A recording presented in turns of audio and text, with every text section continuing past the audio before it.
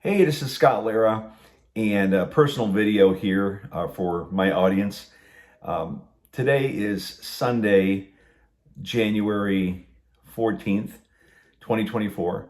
And as I mentioned in my previous two videos, on January 12th, I went in for bilateral inguinal hernia surgery, bilateral meaning both sides.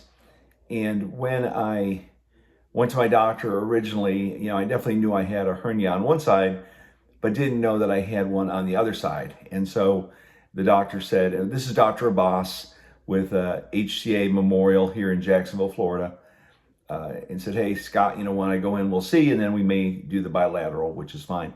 And so went in on Friday, 5:30 a.m., and let me just say this right up front. Dr. Abbas and everyone at Memorial HCA here in Jacksonville was absolutely perfect.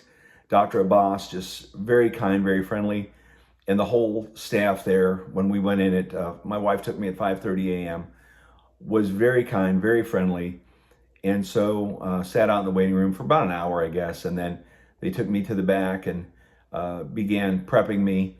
Now, what I will just say, that it's critical that if you're going in for hernia surgery, I would say, and again, I'm not a doctor, I don't play one on TV, is don't be eating a big meal like the day or two before, because I've been, watching all these videos about constipation being the number one issue. And I've not had a problem with that because it's only, a couple days after my surgery. But just to recap on that, but the point is that went in at 5:30 and sat there for an hour, went in the back, and then they started giving me some kind of medicines for nausea, and my blood pressure was high. So before I went in for surgery, they gave me something to bring my blood pressure down, because I was nervous. And so they gave me like a medicine to help with possibly throwing up after surgery, and a couple other medicines, gabapentin, which is like a nerve, helps with nerves in your body. And then they came in, the anesthesiologist came in and asked me if I had any loose teeth, if there's any problems with that, if I had any problems. And so, of course, no to those, and review the medication.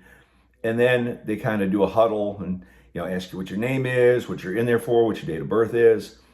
And then the anesthesiologist assistant came in and said, okay, here's the cocktail, or the mimosa, as they usually say, because if you've had a colonoscopy, or if you've had a gallbladder removal like I have, you have that mimosa to kind of, take you out a little bit. And I remember when I went in for my gallbladder surgery, and you can see my video on my YouTube channel, I was looking at the lights above my head as they were wheeling me down the gurney. But on this number one, I wasn't rolling tape. And number two, once they gave me that mimosa, they were like in the prep room, I was out. Now, the one thing they didn't tell me, and the one thing I have not heard on any videos, and the one thing I will tell you now, is for me, and I think for most people, especially guys, they give you a catheter in that area, for your bladder.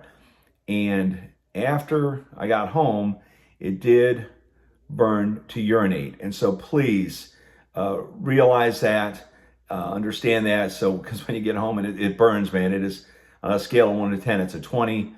And if you have some kind of ibuprofen or something, it barely takes the edge off, barely.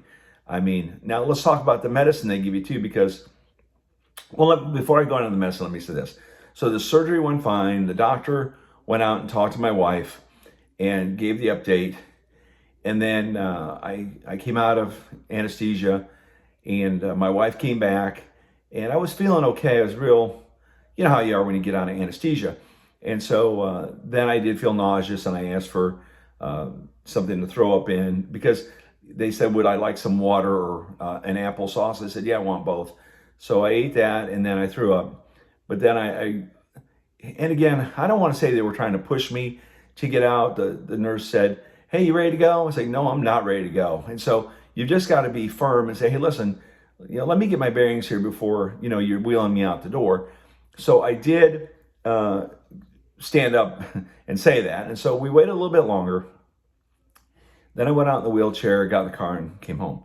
So the other thing I want to share with you guys, doctors nowadays don't prescribe opioids, and I understand why. We all know about Oxycontin, oxycodone, and the abuse of it. You get hooked on it. And the big issue with it is, again, constipation, like I was saying before. And so that's why I think it's important to drink lots of fluids when you get home, if it's Gatorade, water, whatever, to get your system going again, for urinating. But of course, it's going to, hurt to urinate. Yesterday, I was tempted to eat a hot dog. I said, no, I had to really, because I don't want to get constipated. But going back to the opioid thing, you don't want to be on opioids because that's going to slow your digestive system down. Yeah, you're going to probably feel good. You're not going to feel pain, but it's a negative. But I will have to say, and I'm just going to say it, the 800 milligrams ibuprofen and then the Romaxin, the muscle relaxer, I mean, it's like baby aspirin. It's very, very light. And I have been doing what the videos and what the doctor said. You get home, you walk around, you're not just laying in bed, you're not just sitting. So I have been walking around. I mean, I do have my hand on my dresser trying to steady myself right now.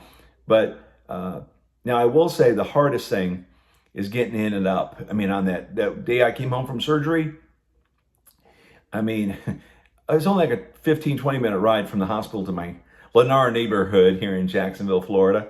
I'm the president of my HOA. So got home and walked around a little bit, sat down in my comfy recliner, but that thing really leans back. You don't want to do that. You want to sit like in a kind of a sit-up chair. And I didn't go to bed when I first came home. I was up, I was awake. I wanted to walk around just like the videos of the doctor says. You got to be, getting into it. You just can't have bed rest. So I was walking around, drinking water, and I've had some chicken noodle soup just to kind of, give me something in my stomach because I thought that would be easy. But going back, the ibuprofen, 800 milligrams, nah. I mean, it really, if that takes the edge off, okay. And the Romaxin, the muscle relaxer, you take that at night to help you go to sleep. But here's the thing. I had surgery on Friday. And then Friday night, went to bed like 9:30. Every 2 hours I was waking up because I could feel the pressure on my bladder to urinate. So I'd get up. Now I'm sleeping in our extra bedroom just so that my wife could, sleep okay, right? Because I remember when we had kids, the wife getting up every couple hours, nursing the baby. So I'm in my other bedroom.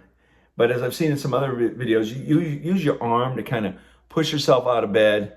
You don't want to be pulling and straining, because the last thing you want to do is mess up that mesh, and then you got to go back in again. So I've been very mindful of, getting in and not getting out of bed. But like I said, when I came home, I sat in my nice recliner, and it was too hard to get out. My wife, and thank God for my wife, Marty, been married 40 years. She's been here taking care of me. And today my brother-in-law is watching me while my wife and my mother-in-law go to church. But the point is that you don't want to sit in that comfy recliner. And if at all possible, please try to have somebody home with you. I know there's a lot of single guys out there. You got to do this on your own. But if you can, if there's any way you can do it, have someone help you the first couple of days. I think it's the best thing because you're not going to fall. You're not going to have a hard time, and they can kind of help you. But anyway, I sat in one of my other chairs. It's more straight back, and then I can use my arms to get me up. So walking around, okay? So Friday had surgery. Saturday, walked around the house, eating a little bit, drinking a lot of fluids, urinating frequently. Then went to bed, Friday night, every 2 hours up. Went to bed Saturday night. Now today's Sunday morning. And again, 2 hours sleep, waking up, going, urinating. And now, it doesn't burn to urinate. Now, another thing I want to talk about is bruising. And so, guys, you look down in your groin area, you may see a bruise. And from what I've read on the internet, don't be alarmed at that. Supposedly it's the blood kind of going down toward your lower area, if you know what I'm trying to say. And if you have a concern about that, call your doctor and ask. But from what I've read on the internet, the bruising in your lower area is normal. And so I was thinking about going back to work tomorrow, but I'm not going to push myself. I only live 15 minutes away from my job. I could drive, and I wouldn't take the stairs. I take the elevator instead of my desk. But I'm going to feel more comfortable, I think, just being home, working from home, at least on Monday, see how I do. So just in review, just to kind of cap it up, to finish up, is thank you to Dr. Abbas at HCA Memorial here in Jacksonville. Thank you to the great staff at HCA Memorial here in Jacksonville for taking such good care of me. They were very kind. Stephanie was the head nurse, very sweet. Shamika, all the folks there were very kind, very friendly. They answered all my questions. They kind of comforted me. Special thanks to my wife, Marty, of 40 years, who's been taking care of me, and my brother-in-law. And all I can say about this hernia surgery, any video you watch on YouTube, it is not as, it is worse than what you've probably seen. It is painful. It is tough. But I'm a U.S. Navy veteran, and you're going to have some pain afterwards, right? But I think the key is to, get up and move around, have that family support. Definitely watch what you eat. You don't want to have a steak or eat a lot of food, because I'm trying to head off constipation, because that's the worst thing. I saw a video where a guy said he was crying because the constipation was so bad. I actually drank a glass of Miralax yesterday, just to kind of prepare my internal system for having more water in there, so when I do have to go to the bathroom, it's not going to be real hard. And you definitely don't want that, because you're already concerned about the mesh. You're already sore in the abdomen. Oh, let me just say about ice too. I have a small ice pack thing, and the ice, and basically I was putting that on top of my legs because my legs were really sore. But again, using that ice is important. They also give you kind of a jock strap thing to support your scrotum, which I think is a good thing too. So if you have any questions, be happy to answer them. SLARA1961@gmail.com. And again, I'm doing these videos, sharing this personal stuff with you, because I wish there were more videos. There were some, and with guys talking about it, but I just want to share that. So to recap, number one, tell your doctor, hey, what is the most powerful medication you can give me to help avoid some of this pain? Number two, drink lots of fluids. Number three, don't be eating steaks and burgers and stuff, a day or so before surgery. Head off that constipation. Number three, drink fluids so you can urinate. Number four, be mindful, be aware that if they do use a catheter, nobody told me this, nobody, it's going to burn when you urinate the first day. So, just be prepared for that. Next, make sure you have, if possible, get somebody to help you around the house at least that first day. You're going to be recovering from the anesthesia. You're going to be kind of weak. You're going to, and another thing too, don't be out there wrestling, mountain biking, parasailing and stuff. Take your time. Like if you've had a vasectomy, it's the same way. Take your time recovering from that. Don't try to get in too fast, too quick, because it's just going to hurt you. I saw a video about this guy, wanting to go be a triathlete and all this stuff, and you don't want to do that. So just take your time getting better. Anyway, that's it. Scott Lara, thecruisegenius.com, president of militaryfairs.com, SLARA1961@gmail.com. I'll keep you updated on my progress, and thanks for watching.